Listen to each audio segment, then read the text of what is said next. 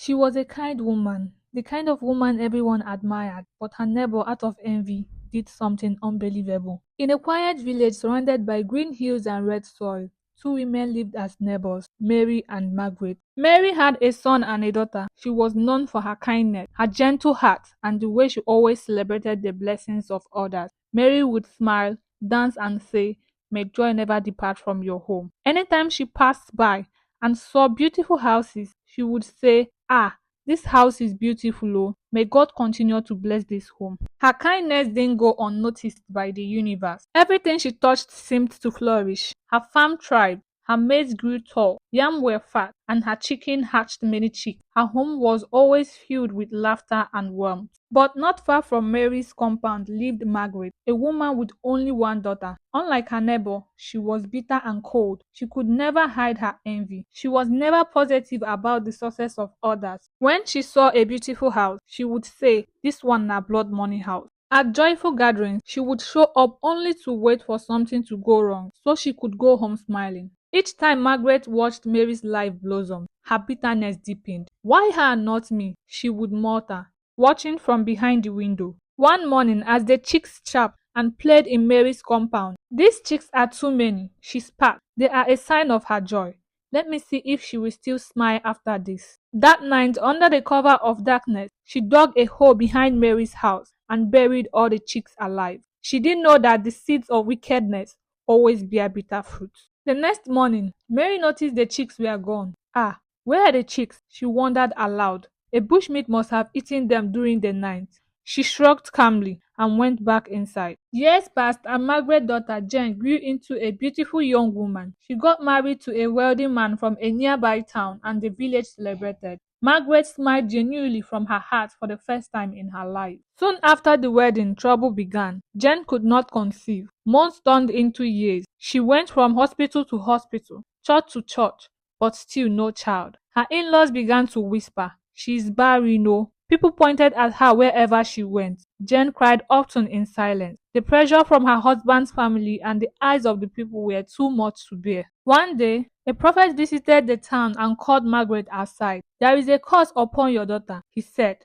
"A curse born from a grave sin you committed. Until you confess and make peace, your daughter's womb will remain closed." Jane, on hearing this, fell to the ground and wept. "Mama, you have killed me, oh." Tears filled Margaret's eyes. Her knees trembled. In that moment, the image of the buried chicks flashed in her mind, the innocent life she destroyed out of envy.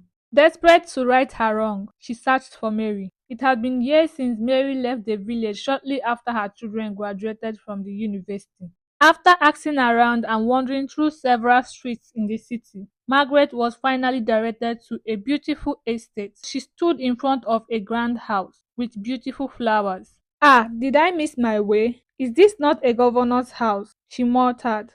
Just then, a security man approached and asked, "Madam, who are you looking for?" I'm looking for Mary," she replied nervously. The guard smiled. "You are in the right place." The gate opened slowly. Inside, Margaret's eyes widened. The compound was spacious and neat. Healthy, happy grandchildren ran around the compound. And there, sitting gracefully, was Mary, glowing with peace, even looking younger than her age. Overwhelmed, Margaret burst into tears and fell to her knees. "Mary," she cried, "please forgive me. Years ago, I buried your chicks alive in secret.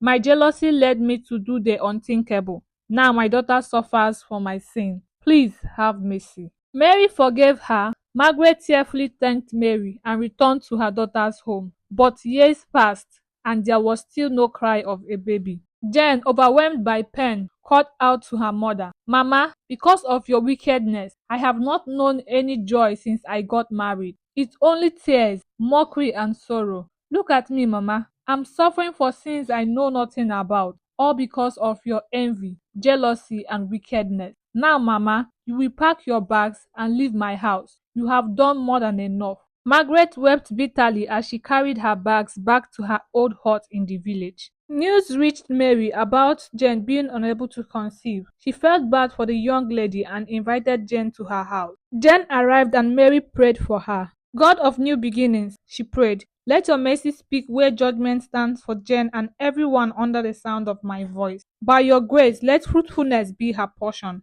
Amen." Jen stood up and hugged Mary as tears rolled down their cheeks. 9 months later, Jen welcomed twin babies. She and her husband wept tears of joy. Light shone again on Jen's home. Meanwhile, Margaret sat alone in her hut, weeping each day, filled with regret. "Oh, how I buried my own blessing out of envy," she cried. If you enjoyed this story, please subscribe, like, and comment below. Let us know how it touched your heart.